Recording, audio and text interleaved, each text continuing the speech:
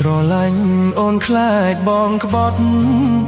ចោលស្នេហ៍អូនឲ្យជួចត់បើស្នេហ៍រលត់អូនផុតសង្ខារអូនឲ្យបងស្បត់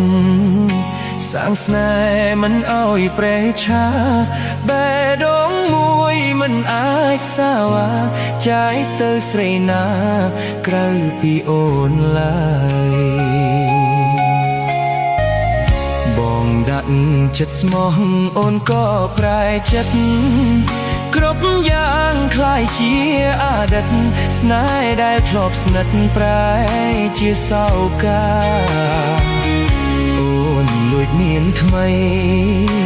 បងរស់រងទុកខ្លោចផ្សាហេតុអ្វីបើដាច់ចិត្តប្រហាភ្លេចទាំងសន្យាថាស្ម័គ្រតែបងថ្ងៃនេះអូនក្បត់មិនខត់បើអូនសប្បាយក្បត់មិនបាច់នឹកនាស្ដាយសាងស្នេហ៍ថ្មីឲ្យបានសុខ